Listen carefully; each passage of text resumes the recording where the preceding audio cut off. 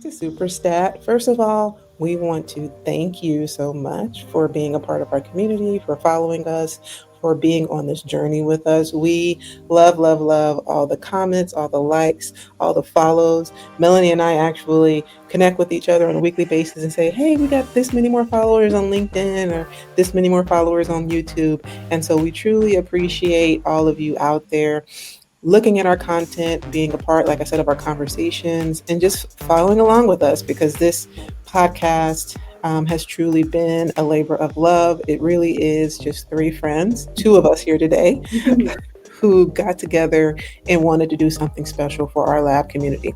And so, in honor of that, we want you all to get to know us better. And so, we've got a little fun episode planned for you today, which is kind of a get to know you, get to know your co host.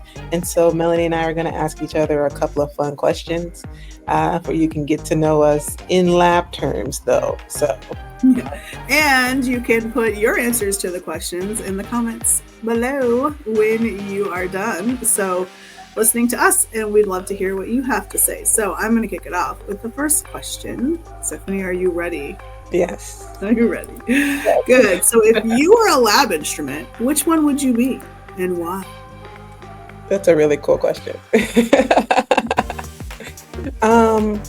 You know, at first thought, the first thing that popped in my head was a microtome because I'm pretty precise.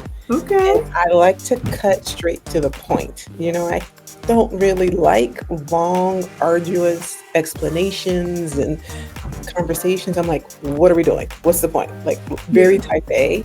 That's the first thing that came to my mind. But I think I'm actually going to go with a flow cytometer. Okay.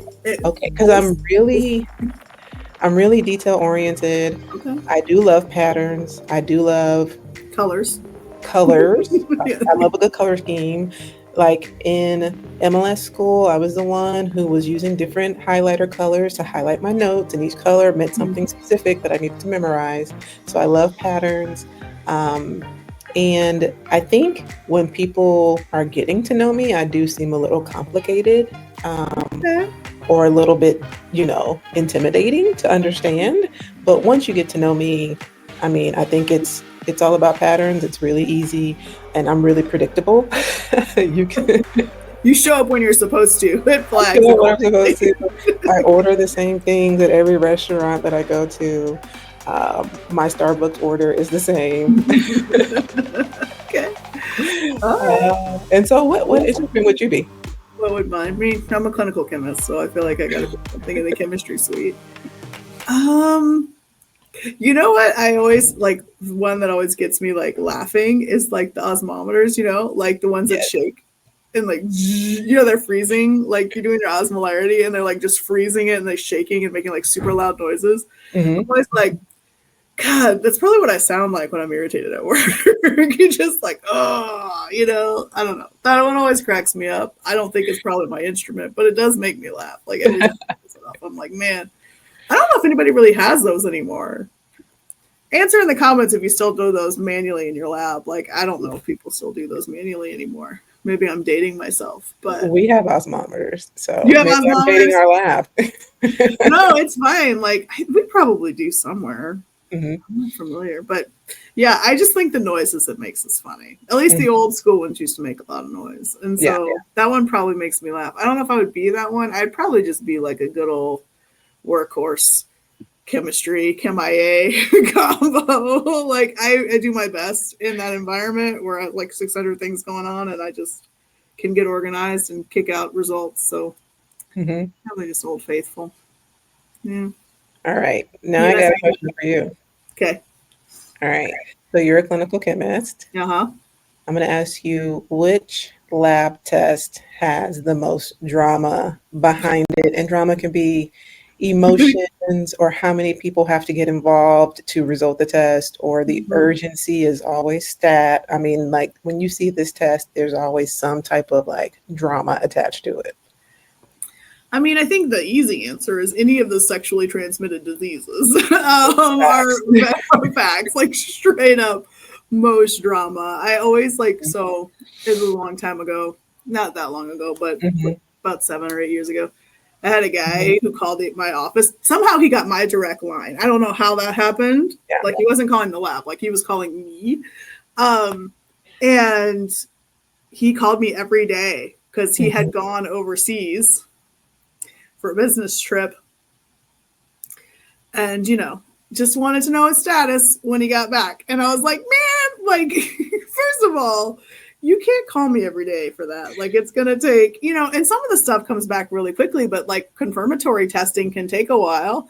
And Mhm. so, I was like trying to explain that to him and like not call me all the time. But that, I will say, like, emotions run very high. I would say that's an easy one. I think that would be what I would pick. Do you have a different one? Um, I'm gonna say because when I started out in my early laboratorian days, I was a blood banker, Oh, and yeah. so I'm gonna say like anything blood bank, type and screen cross match, just because in the movies or in cinema, like when there is an emergency or where there's anything lab depicted on Hollywood cinema, it's never just like chemistry, hematology. You never see on Grey's Anatomy people just doing routine urinalysis. It's always like, I need blood. And people are like breaking down doors and, like chopping off, the chopping off. Breaking, didn't they break like a computer system or something to Yeah, get like blood out? it's Like, like what's going on? You they can't do took like an IV pole and like broke into the blood bank and started stealing all of the O negative units. And so blood bank is always high stakes. There's always the thought that, there's someone bleeding on the other end, or if there's a trauma, what happened, if there's a gunshot wound. So you can, when you think blood bank, typically, because it's been depicted this way, you just think about scientists running around and that. Yeah. phones ringing off the hook and doctors panicking, where's my blood? I need my blood stat. Yeah. And so it's always a soap opera. That is true. I was trying to think of it. You've seen Bob's Burgers. There's the episode where he's like donating blood and they find out he's O negative. And it's like a Halloween themed episode. So the guys doing the blood drive are dressed as vampires. It's so damn, but I'm like, this is exactly what it's like.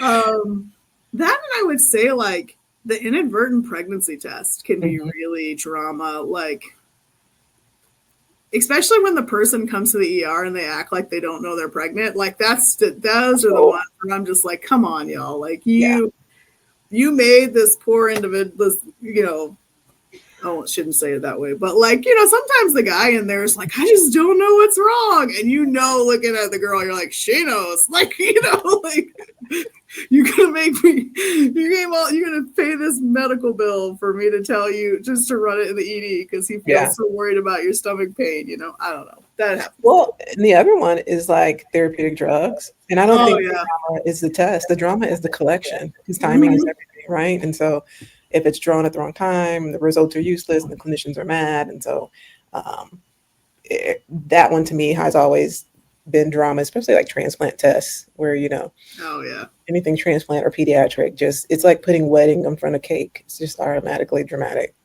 Oh, absolutely. I can't. Other dramatic tests, almost like a lot of things. If you ask the physicians, they probably have their drama tests. It's Yeah. different than ours. Yeah. That'd be a good question. If you're a physician in the audience, let us know. It's probably a set rate. Let us know. Let us know. It's set rate. Then we keep canceling and telling them they don't need. Okay. Let's see. If we could replace coffee in the lab with any other fuel, what would it be? Um, if we could replace coffee in the lab with another fuel, what would it be? FTEs? I don't know. FTs. Yes, that's the best kind of fuel. Human energy. Human energy. The good FTEs, the ones that are, like not drinking pickle juice. And again, if you know, you know, that's a hashtag inside joke on this podcast. Yes, pickle juice. If you so okay, so like all right, so on the pickle juice thing, if you had to explain your job using only snack foods, what would you pick? Oh my gosh, you got to go first on that one. I got to think We're gonna about go first on that one. that. What should I call it? Like, is part of it probably. Oh, that's definitely one of them, right? Junk Uh-huh. food. Uh, God, what would be another one? That's What a you hard call one. it is so quirky. What if I don't know, like Chex Mix? It's It's a little bit of a everything. It's kind little of bit of all mixed everything in together. there. Only junk food. Yeah, Why is I it don't all know. bad? But yeah, Funyuns. Like Funyuns is yeah, good. like hot sauce. It's high I intensity like hot sauce. hot sauce Yeah. or popcorn. Um, Like we set it up, and then it kind of cooks for a little while, and then boom, like that comes out. Yeah, yeah, that's a it good comes out. one. God, I don't even know. Junk food. That's a good one for the guests, for the Yeah, audience. Like, y'all think about junk food. How would we describe the laboratory in junk food terms? dude. Sour Patch Kids. First Sour they're Patch sour. Kids. That's the perfect. That's a really good one. What should I call it? And Sour Patch Kids, I think, are the First they're two winners. sour, then they're sweet. That is true. We can be a little rough on the outside, but It deep is. down, we're very, very kind people. Okay. All right. Last one. Okay.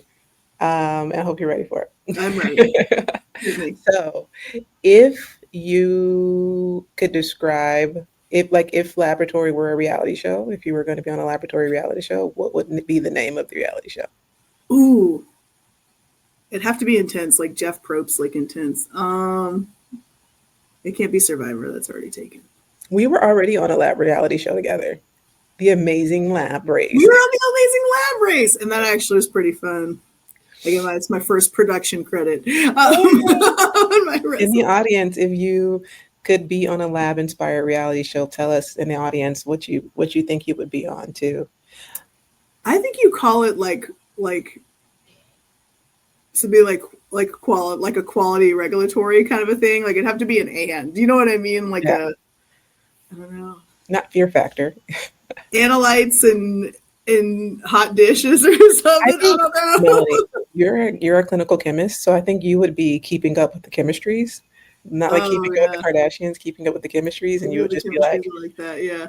pure chaos on trending lots of lots and trending other things and keeping Lots up. a lot. That would be a good one. That Lots would a be a good lot. Or one. peer review. Peer review would be a Project good one. Pipette. Huh? Yeah. Project Pipette. Yeah. Project Pipette. Oh, that'd be good. We probably do need some overhaul to lab coats. Somebody could put that in the Project One Yeah. Way. That's what should be a Project One Way. Like make new lab coats. They made new mailman outfits one time.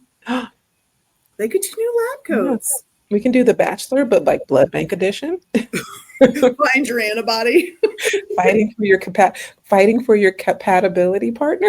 Oh, your compatible partner. I love that. See, we got ideas. We We got got ideas. ideas. All we need is a little bit. So if you're out there and you're in Hollywood, all we need is a chance. All we need is a chance. We got the ideas.